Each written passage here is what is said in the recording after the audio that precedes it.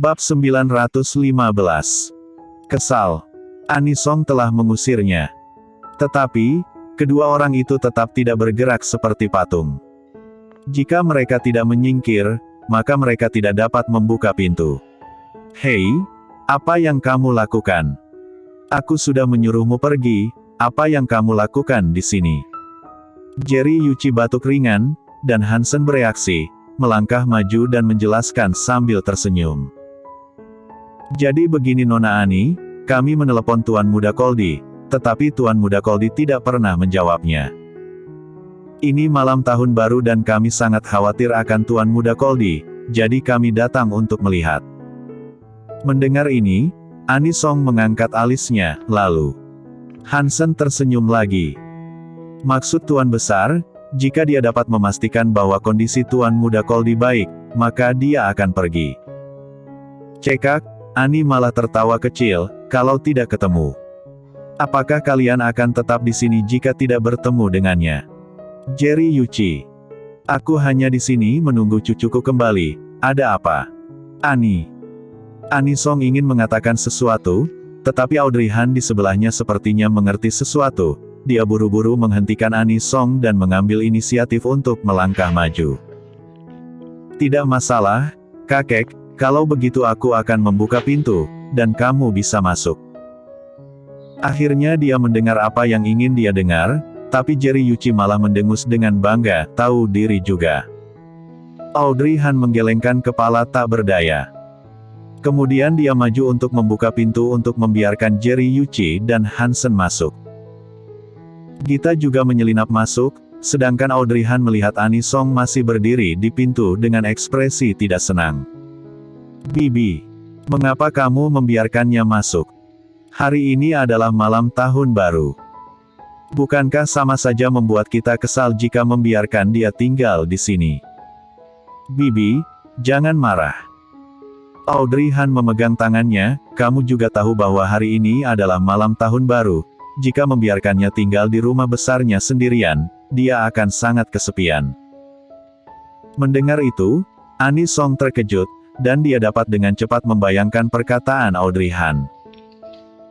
Jerry Yuichi tinggal sendirian di rumah besar, dengan segala macam makanan di depannya, tetapi tidak ada orang yang bisa diajak bicara. Adegan ini memang agak menyedihkan. Tetapi jika itu adalah dia, Anisong tidak akan merasa kasihan padanya. Jerry Yuichi jelas-jelas sangat menyebalkan. Lagi pula, orang yang kasihan pasti memiliki sesuatu untuk dibenci. Dia menjadi sangat kasihan karena perbuatannya sendiri.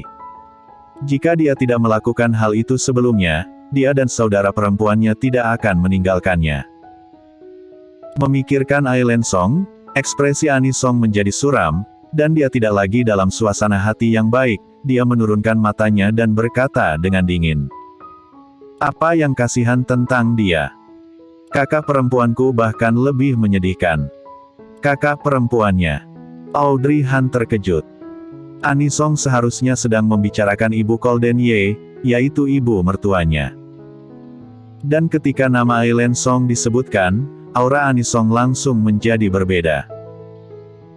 Audrey Han tidak berani mengatakan apa-apa, dan hanya bisa menjelaskan dengan suara rendah, maaf, Bibi, aku tidak sengaja membiarkannya masuk, aku hanya berpikir, kita adalah saudara.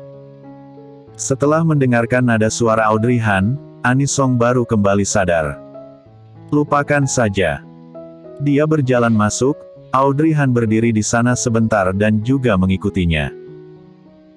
Awalnya dia ada pembantu di sini, tetapi karena tahun baru, Anisong memintanya untuk pergi lebih awal. Dia berencana untuk memasak sendiri, dan hotpot sudah siap.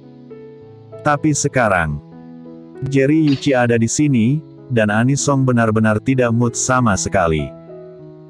Selain itu, Kolden Ye masih di rumah sakit, yang membuatnya semakin tidak tertarik.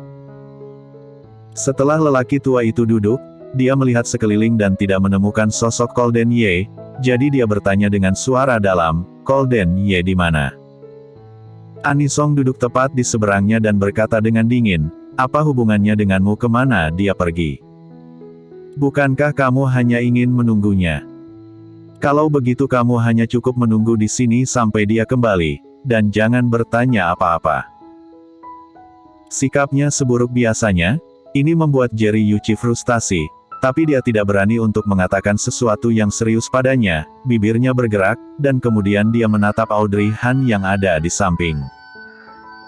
Audrey Han sedang menyiapkan piring, dan ketika dia merasakan tatapan Jerry Yuichi, dia berkata, "Kakek, Paman Hansen, kalian belum makan malam kan?" Hansen menggosok tangannya, tersenyum dan mengangguk.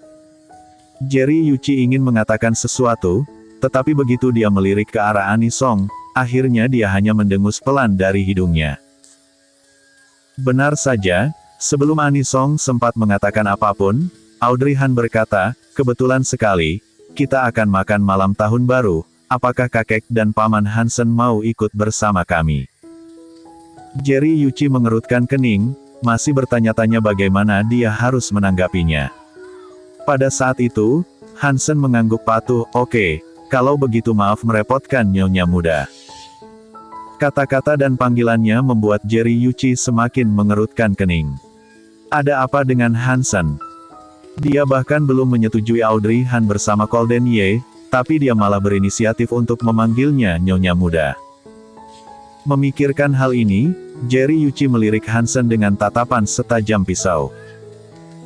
Hansen dapat merasakan tatapan itu ke arahnya, tapi dia tidak takut, melainkan tersenyum ceria pada Audrey Han.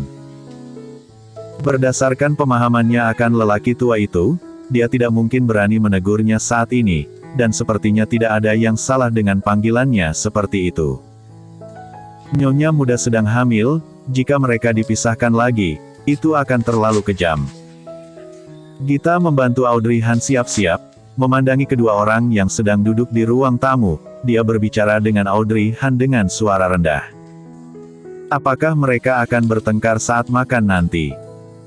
Audrey Han melirik ruang tamu dan tidak bisa menahan diri untuk tidak mengangkat bibirnya, seharusnya tidak, dan bahkan jika bertengkar pun tidak akan mengganggu kita.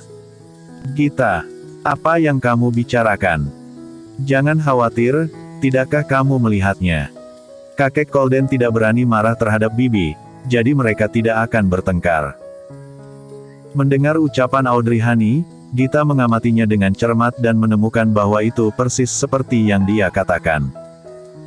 Melihat ini, Gita akhirnya lega, tetapi kembali khawatir tentang Audrey Han. Kakek Tuan Muda Ye sepertinya tidak terlalu menyukaimu. Apakah dia selalu mempersulitmu? Apakah kamu mengalami kesulitan di sini sendirian?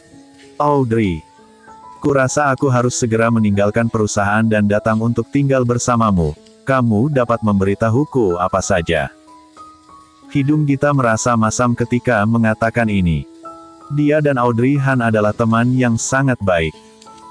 Selama ini, dia memikirkan Audrey sendirian yang tidak memiliki teman dekat di luar negeri.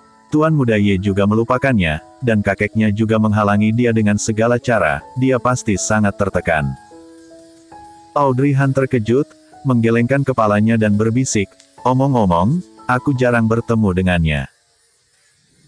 Mereka pernah bertemu sebelumnya di perusahaan.